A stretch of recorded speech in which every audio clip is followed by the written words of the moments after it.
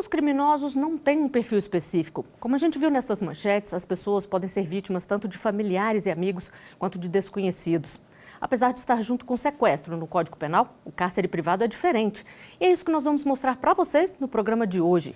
O que caracteriza esse tipo de crime e quais são as consequências. Mas antes, vamos ver como a Constituição trata um dos nossos direitos mais caros, a liberdade. Entre as garantias estabelecidas pela nossa Constituição está o direito à liberdade. A Lei Maior ainda reforça que é livre a locomoção em território nacional em tempos de paz. E para falar sobre cárcere privado, eu converso com Ana Maria Prates, advogada que atua na área criminal, e também com a psicóloga Andréa Chaves, especialista em saúde mental. Obrigada pela presença de vocês. Doutora Ana Maria, a Constituição trata a liberdade como um direito tão importante que ele está no caput do artigo 5º, não é mesmo? É um direito caro, né? É um direito assim que deve ser preservado. E a gente tem que entender que essa liberdade que a Constituição fala não é só a liberdade de locomoção, é uma liberdade de autodeterminação, de escolha, né? De preservação do lar, de preservação dos seus segredos, né? Então ela vai muito além da liberdade de locomoção. Evidente que há restrições legais, há exceções, como por exemplo a própria prisão, ela restringe a liberdade de locomoção, mas é uma restrição baseada em lei, é uma restrição permitida. E qualquer restrição a esta liberdade jurídica, que ela vai muito além do que a liberdade de locomoção, ela pode ser enquadrada como crime. O próprio Código Penal, ele traz mais de 10 tipos penais relacionados a esta preservação da liberdade, né? Para a gente poder perceber o tão caro que isso é para a vida do ser humano.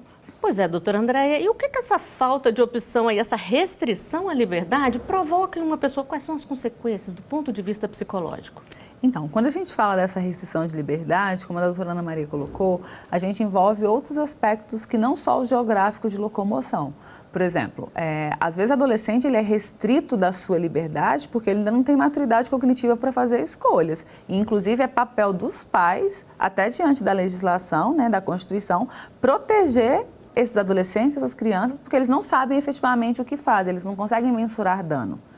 Agora, quando a gente está falando de um adulto, de uma pessoa que tem consciência, né, do processo de restrição e ela é restrita, a gente pode falar aí de uma gama de doenças psiquiátricas que podem acontecer com essas pessoas submetidas a essa restrição de liberdades, que vão desde um transtorno de ansiedade situacional até um TEPT, que é um transtorno de estresse pós-traumático, até episódios de depressão que podem levar a pessoa ao suicídio. Então, a gente está falando aí de uma gama de coisas que podem acontecer, porque as influências emocionais, elas não vão se restringir ao ato em si, né? Elas podem trazer danos de médio e longo prazo. Então, pessoas que passam por restrição de liberdade, às vezes elas desenvolvem posteriormente traumas, que a gente chama de assimilação. Então, elas veem coisas que remetem àquele episódio de dor e têm sensações químicas no organismo como se elas estivessem vivendo aquela dor novamente. Então, elas podem desenvolver até doenças autoimunes em virtude dessas alterações químicas que o corpo faz.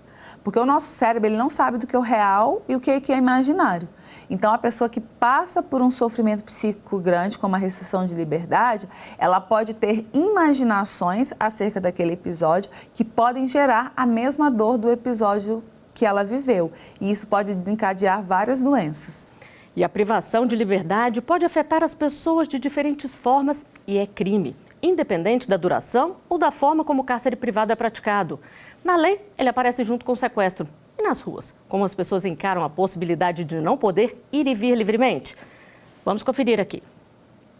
Eu imagino que seja bem complicado mesmo, porque você quer sair, você quer ter liberdade, quer ver a luz do sol, quer sair do local específico e não consegue. É apavorante porque você é isolado, não tem a quem recorrer, não é? E você deve se sentir completamente entregue a uma situação que você não pode interferir. Eu penso nos outros, a dificuldade, a violência e tal, mas me imaginar num quadro desse é difícil. É até difícil imaginar como seria a nossa vida sem liberdade. E saiba que ir contra este direito, garantido pela Constituição Federal, é crime previsto pelo Código Penal. Privar alguém de sua liberdade mediante sequestro ou cárcere privado pena, reclusão de 1 a 3 anos. E pode ter agravantes dependendo da relação que a vítima tem com o criminoso, da idade da pessoa, se há internação em casa de saúde ou hospital, do tempo que dura a privação de liberdade e da finalidade do crime. Para estes casos, a punição fica entre 2 e 5 anos de reclusão. Se houver maus tratos ou grave sofrimento físico ou moral, a pena pode ser ainda maior, reclusão de 2 a 8 anos. Doutora Ana Maria, no Código Penal aparece junto ali sequestro e cárcere privado e as pessoas confundem muito, mas é diferente, explica pra gente aí melhor. É uma diferença muito sutil, talvez por isso que o legislador tenha optado por manter os dois no mesmo tipo penal. O cárcere privado é quando o confinamento é muito mais restrito, como por exemplo, confinar alguém dentro de um quarto, né? Então o acesso dela é um acesso restrito. Já o sequestro, a gente diz que é um confinamento mais amplo. A pessoa anda pela casa, confinada num sítio, num apartamento, numa casa, numa ilha. Ela tem mais uma liberdade de ir e vir. Só que na prática há uma certa dificuldade em diferenciar isso. Justamente por isso, o legislador disse, vamos tratar os dois como se fossem idênticos, para que não se corra risco, né, de não se conseguir definir uma situação teórica, né, e que possa ter uma diferenciação de tratamento. E quais são os casos mais comuns, doutor André? Geralmente a vítima conhece o agressor? Grande parte dos casos de cárcere privado, a vítima conhece o agressor, sim. Porque, como a doutora falou, cárcere privado, uma diferença sutil do sequestro, é porque o sequestro ele tem um objetivo, né? De extorsão de dinheiro, de um retorno, né? E o cárcere não. Ele tem mais um objetivo do dano, da restrição mesmo, emocional, ou até o que acontece às vezes de pai restringir filhos porque querem causar um dano na mãe. Mas ele envolve, sim, conhecidos. E envolve muitas relações afetivas distorcidas, né? O que a gente chama da violência simbólica, onde as pessoas elas entendem que elas têm um poder de mando ou um poder de guarda sobre o outro, simbólica. Então, homem faz isso com mulher, pai faz com filha, o cônjuge, né, faz com a esposa. Então, a gente tem aí um dano simbólico. E pode também acontecer o inverso, é claro, da mãe fazer com o filho, ou da mãe fazer com, ou da esposa fazer com o esposo, mas tem um cunho emocional. O cárcere privado, normalmente, ele tem esse cunho emocional e, por isso, acontece num número de casos muito alto com pessoas conhecidas. Pois é, a gente sabe que não tem um perfil específico ali do agressor, do criminoso, mas existem algumas características que ele apresenta? Eu acho que não tem um perfil específico, mas a gente não pode ignorar que uma pessoa que faz isso, ela no mínimo tem um transtorno. Ela tem um transtorno de base. Eu não acredito que alguém em sã consciência, uma pessoa que está consciente e orientada e consegue lidar com as suas emoções de maneira equilibrada, vá prender alguém por conta de um término de um relacionamento. Então, a gente tem que pensar que, no mínimo, essa pessoa ela tem um perfil de um adoecimento psíquico. E quando a gente vai fazer a anamnese dessas pessoas que fazem isso, a gente vai ver lá questões de dificuldade de relacionamento social, essa representação simbólica do poder, essa questão do que a gente chama da alucinação pessoal que vira coletiva. Então, por práticas religiosas, as pessoas colocam outros em cárceres privados para purificar, para limpar. E aí a gente tem aí várias doenças psiquiátricas, né, transtornos mentais que a gente pode correlacionar ao perfil dessas pessoas, mas normais elas não são. E aumentou o número de denúncias, doutora Ana Maria? Na realidade, a gente tem muita dúvida se essa há mesmo aumento. Tanto que quando a gente sabe de casos isolados. Mas realmente a gente tem conhecimento de situações assim, ainda mais em ambientes familiares, né? Com idosos é algo muito comum, a manutenção, os filhos mantendo os pais numa situação para recebimento de pensão, né? Ou a própria ausência de cuidado com os idosos. Então, realmente essas pessoas mais vulneráveis, crianças, idosas, isso mesmo, deficientes, né? São pessoas que realmente sofrem isso mais. Mas o que acontece é que, na maioria das vezes, quem está mantido numa situação, é evidente que ele não tem a condição emocional A doutora Andréa pode ajudar nisso, de se libertar daquilo. Né? Muitas vezes ele pode até ter o espaço físico para isso, uma possibilidade física, mas ele já está também numa situação de temor. Né? Por isso que muitas vezes a denúncia do vizinho é importante, né? A pessoa que passou por ali viu que tem uma situação atípica, sabe que mora um idoso naquela casa, mas nunca vê o idoso, não consegue visitá-lo, nunca vê tomando sol. É importante essa participação, né? Para que os danos não sejam tão grandes. Né? E todo tipo de restrição de liberdade é considerado crime? Nós temos uma pergunta feita nas ruas sobre isso. Vamos conferir aqui. Eu já vi notícias de pais que prendem os filhos em casa porque eles têm algum tipo de doença mental ou para evitar que eles usem drogas. Isto também é crime? Doutora Ana Maria, a alegação aí de que é para o bem da pessoa não vale não, ou vale? É uma situação extremamente delicada porque você pensa, eu vou fazer isso para proteger a pessoa. Agora, a sua visão de proteção nem sempre é uma visão de completa proteção. Né? A minha visão do que é bem, do que eu estou fazendo bem a alguém, de que eu estou protegendo, nem sempre é de se fazer o bem. Então, por mais que você tenha contextos delicados, é evidente que isso vai depender de uma análise de caso a caso. Né? Mas dentro de um contexto teórico, isso é sim o cárcere. Ah, mas é para proteger, é para a pessoa estar correndo se matar, ela corre risco de ser violenta, usa drogas. De qualquer forma, é uma restrição da liberdade contra a vontade da pessoa. Óbvio que é o que a gente diz, há situações específicas que o caso será analisado. Mas quando você trata de uma situação em tese, sem dúvida é cárcere privado. Doutora Andréa, e manter essa pessoa presa pode piorar a doença e até mesmo o vício? Então, é complexo, né? Porque, em súmula, toda restrição gera uma compulsão. Até de alimentos. Você faz uma dieta muito restrita, aquilo dali pode te gerar um episódio de compulsão. Então, se você tem um usuário de droga e você restringe ele do uso de droga, isso pode sim gerar uma compulsão nele. Agora, quando a gente fala de paciente psiquiátrico, como foi na pergunta, é uma linha tão tênue, porque, por exemplo, se uma pessoa corre risco de tentar suicídio, a família tem por obrigação de protegê-lo. Mas não mantendo ele num cárcere, mas procurando ajuda especializada, ajuda médica para isso, né? Só que, às vezes, eu acredito que as pessoas são tão desprovidas de informação, a gente percebe situações onde as pessoas são, de fato, cruas de informações e sem acesso a outros meios de tratamento. Então, manter uma pessoa em cárcere porque ela tem um transtorno psiquiátrico é muito comum, ou porque ela é usuário de droga. Agora, a gente não pode generalizar todos os casos, né? Como a doutora falou, a gente precisa analisar cada caso. O que é importante a família entender é que essa não é uma forma sustentável. Você vai conseguir manter aquela pessoa para a vida inteira daquele jeito? Não. O que a família pode fazer para, de fato, ofertar para aquela pessoa um tratamento para que ela não fique naquela situação de adoecimento, quer seja por vício, quer seja por um transtorno? Bom, a gente vai fazer uma rápida pausa aqui na nossa conversa. Vamos ao intervalo e já estaremos de volta com mais Artigo 5º para você.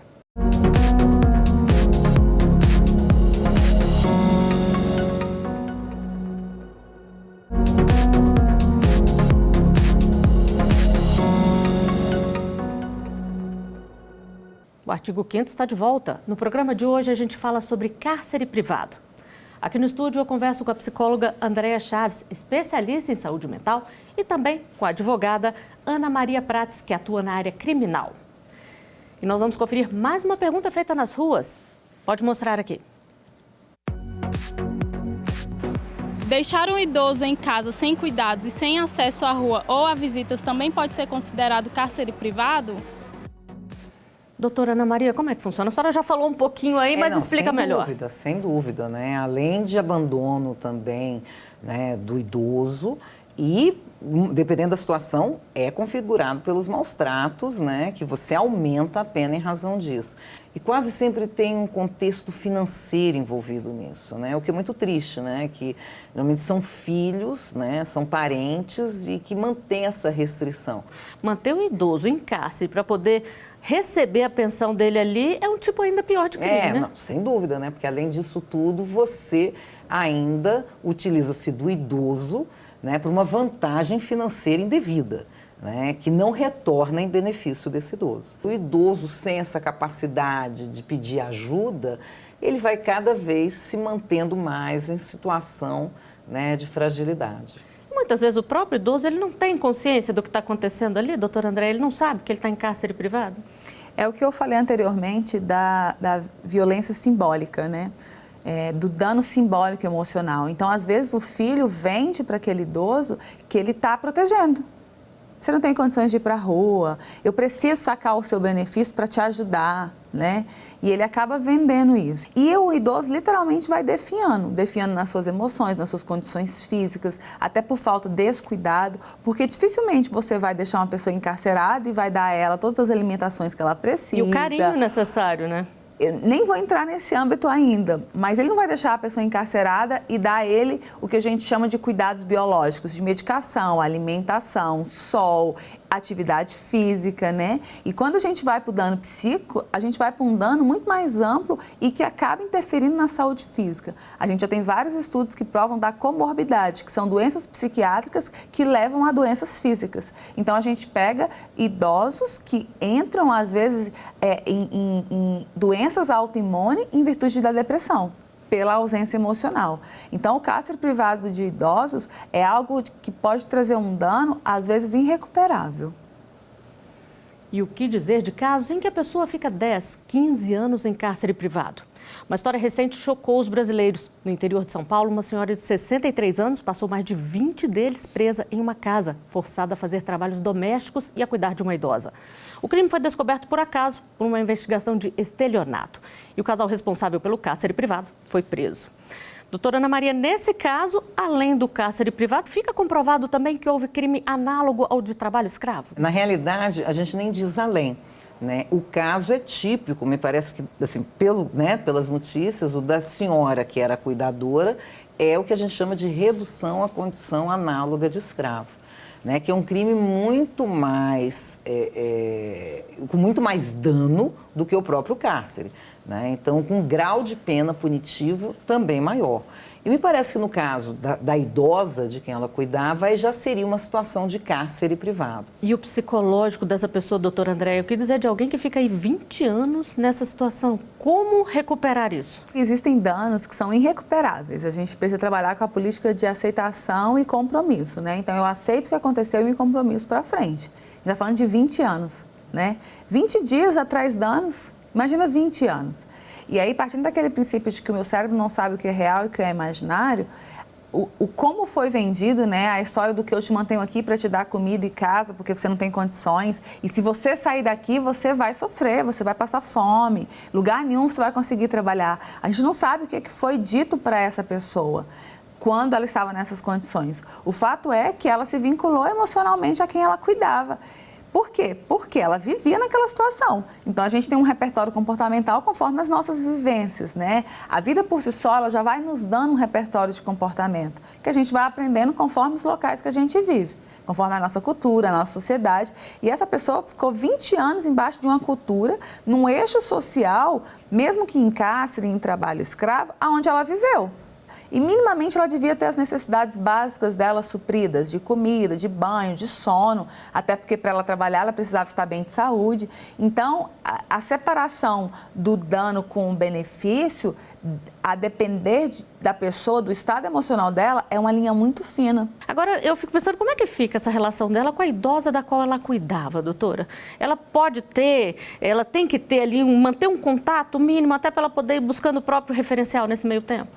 É uma linha difícil, né? Ela precisa, de fato, de um suporte psicológico para a gente entender qual que é a necessidade emocional dessa pessoa em relação. Porque a gente tem duas variáveis aí. Uma é de manter a relação doentia e a outra é de tirar de repente. Agora, se você tira de repente, mas você fornece o suporte emocional e afetivo, a gente não é que substitui, mas a gente consegue amenizar o dano. Agora, se você tira de repente uma vinculação afetiva que de alguma forma era positiva para ela e coloca ela numa situação de aversão emocional, onde ela não é acolhida por esses familiares, aí a gente está falando de uma paciente que tem probabilidades altíssimas de entrar num episódio depressivo ou num TEPT, num transtorno de estresse pós-traumático, do trauma de ter saído desse ambiente para outro ambiente. Então, é muito complicado fazer qualquer mapeamento sem conhecer a paciente, né? Sem entender o que para ela ocasionou essa vivência. Agora, não é uma situação simples. Nunca, né? E nós temos mais uma pergunta feita nas ruas sobre essa questão de tempo de cárcere. Vamos ver aqui. Quanto mais tempo a pessoa fica presa em cárcere privado, maior é a pena para o criminoso?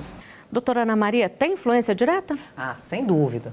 É bom que se entenda, primeiramente, que a configuração do crime de cárcere ou de sequestro, ele independe do tempo. Então, o fato de se restringir a liberdade de alguém, até por horas, um dia, horas, já é configurado o crime de cárcere. Né? E é evidente que na fixação da pena é levado em conta esse lapso temporal. No caso deste crime, é até interessante que o próprio Código Penal já deixa claro que acima de 15 dias já tem agravamento da pena. Né? Então, seria assim o que a gente diz de pena, um cárcere simples, com menos de 15 dias, e um cárcere qualificado com mais de 15 dias. E a vítima passa por diferentes fases ali de aceitação ou de adaptação, não sei qual seria o termo correto, doutora Andréa? Com certeza, né? Eu acho que a primeira fase é o susto, né? Do tipo, não entendo o que está acontecendo comigo. Até porque o cárcere muitas vezes acontece por alguém que você tem vinculação afetiva, né? Ou uma ruptura afetiva, né? Então, eu acho que a primeira fase é o susto. Depois vem o pânico. Né, do que vai acontecer comigo, né? Eu tô aqui, eu vou morrer, eu não vou morrer. Depois do pânico, a gente pode ter aí uma fase de consolidação do medo, né? O medo, a angústia, o desespero, né? E aí a gente vai para um outro nível que é a desesperança, né? O desespero causa desesperança, no sentido de, o que eu vou esperar agora disso? O que vai acontecer comigo? E a gente pode evoluir até para uma tentativa ou consumação de suicídio. Então, o lapso temporal para o dano psíquico, ele é relevante quando a gente vai falar do faseamento e da consolidação dessas emoções, mas ele acontece mesmo quando ele é um tempo pequeno. Então, a gente não tem como medir dano psicológico por uma quantidade de tempo menor ou maior. Agora, é claro que o tempo aumentado, ele traz sim a consolidação também de um dano psíquico aumentado. E vamos à última pergunta feita nas ruas para ser respondida pelas nossas convidadas. Pode rodar. Se a pessoa tem a oportunidade de fugir ou de avisar alguém e não faz isso, mesmo assim é considerado cárcere privado? Doutora Ana Maria. É sim. Né? A possibilidade de fuga ou a possibilidade de entrar em contato, ela não retira o cárcere privado. O que é importante aqui é o dissenso, é o não consentimento em ser mantido naquela situação. Mas uma vez que você já foi colocado naquela situação e se dizer, mas poderia ter fugido, poderia ter entrado em contato, poderia ter batido na porta, poderia ter gritado, o crime está configurado, né? Porque já houve a restrição à liberdade. E eu queria até que a doutora Andréa pode dizer sobre isso, e existe também um pânico, né? A partir do momento que você é colocado numa situação a pressão como psicológica essa, é grande, né? Nem sempre quando as pessoas dizem, teve cárcere, mas não machucou a pessoa. Realmente, fisicamente, pode ocorrer Sim. de você ser muito bem tratado. Mas o pânico que isso gera, o temor que se tem referente à pessoa que está praticando essa conduta, pode lhe gerar um receio de sair daquela situação. Né? Então, como eu tinha dito anteriormente, o cárcere já se configura pela restrição. Então, o fato de depois a pessoa fugir ou de ter essa possibilidade, em ela não consentindo com aquela situação, o cárcere está configurado. E essa pressão psicológica aí, doutora André, é o que faz muitas vezes a pessoa ter medo de uma reação pior do criminoso, do agressor ali, nem tentar fugir? Dificilmente você vai ter um cárcere privado sem violência psicológica, né? Pode até não ter violência física, como a doutora falou, mas a violência psicológica, ela sempre existe. E aí, quando a gente fala de violência psicológica, a gente pode falar de outros níveis de violência, né? Como o assédio moral, a violência simbólica, onde a pessoa ela se sente impossibilitada de tomar uma decisão. É a mesma coisa que as pessoas falam de um paciente que está com depressão. Mas ele minimamente tem que tentar se tratar. Cara, ele não dá conta, ele está doente. Você nunca vai chegar num acidentado, num trânsito, vai falar assim, olha, tenha fé e levante, né? Coopere, ande, né? A pessoa com a perna quebrada. E aí, quando você está falando de um dano psicológico, como é que você acha que a pessoa tem que ter poder de decisão, né? A gente está falando de uma pessoa que está desorientada, talvez até inconsciente daquilo que está acontecendo, como no caso dessa senhora que ficou 20 anos, né? Com certeza ela não tinha consciência do que estava acontecendo com ela, da gravidade do que estava acontecendo com ela, e pensar que essa pessoa vai ter que tomar uma decisão, ou o fato dela não ter tomado uma decisão de fugir, minimiza a demanda do cárcere privado. Por isso é tão importante as pessoas ficarem atentas e denunciarem, né? Sim, eu falo que nós somos seres sociais. Somos seres relacionais e precisamos estar atentos ao que acontece com o outro, sim, né? A vida do outro passa pelos meus olhos também, né? E eu não posso ser indiferente ao que acontece na minha vida, na minha sociedade, com as pessoas próximas a mim. Bom, a gente teria muito mais a discutir, mas infelizmente o nosso tempo chegou ao final. Nós estamos terminando o artigo 5º de hoje. Doutora Ana Maria, doutora Andréa, muito obrigada por terem vindo até aqui. Obrigada. E eu agradeço também a sua companhia. Se quiser sugerir um tema, é só enviar para o e-mail que aparece na tela. Você também pode rever os nossos programas no site da TV Justiça ou acompanhar o nosso canal no YouTube. Até o próximo artigo 5º. Tchau!